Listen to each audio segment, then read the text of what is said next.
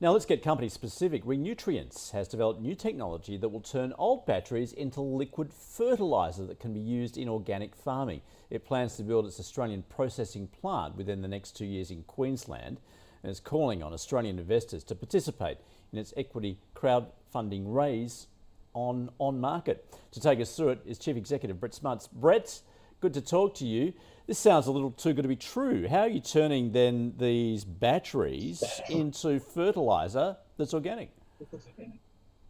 It does sound too good to be true. That's what I thought when I first came across the technology a couple of years ago in Finland. So yeah, basically the old alkaline battery that 95% of them end up in waste in Australia, and we can convert this toxic waste into a liquid micronutrient fertilizer made from zinc and manganese, which is what is used to power these batteries.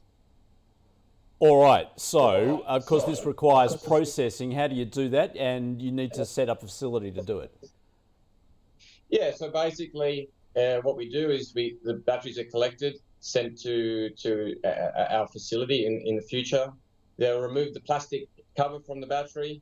The rest of the battery is crushed.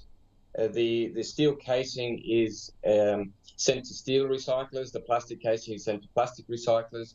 And what we're left with in the middle of the battery is called black mass. And this is a combination of zinc, manganese, and a few other not so desired chemicals or heavy metals, which we extract during the process. There's various lines during the production line that remove these heavy metals. And then what we do at the end, we purify everything. And what we get at the end is a very pure and clean micronutrient product. You can see that black mass turns into a very clear product, which is easy for farmers to use. Brett, what are we doing with batteries at the moment? Unfortunately, 95% of them in Australia end up in landfill. There's really no solution to this issue right now, even in the world. Tracero are the first company in the world to patent their technology to be used through this process and convert batteries to micronutrient fertilizer. The process is so clean that we are certified for organic farming use in Australia as well. Okay, so of course this takes some capital to get it going. You're turning to on market for some equity crowdfunding. What are your targets? So at the moment, we've hit our minimum target already, thanks to the investors that have come on board early. We've hit $250,000, and we're aiming to reach $750,000. This capital will get us to the next phase of our business.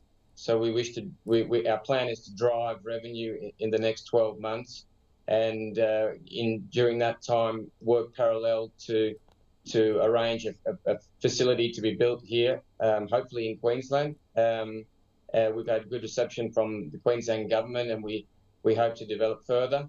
So the initial equity is to get us to that next phase, and then obviously after that we will look for further funding to produce the factory. Okay, so you're looking at hopefully getting up and running in 2 years' time. Beyond that, Brett, I mean, is this the sole reason for your business at the moment? Is this what you're concentrating on? What we're concentrating on is the agricultural sector at the moment, because we have a ready-made product for the agricultural sector. Zinc is a widespread problem in Australia for farmers. There's probably 90% of broadacre crops are deficient in zinc, so it's a regular part of a grower's program. We believe the consumption of zinc is well in excess of 6 million litres in Australia, which would completely fill the capacity of a factory like ours in the immediate future. There is other opportunities for us to process this manganese waste from batteries and sell it back into battery markets as well. So that would be an industrial avenue of our business in the future.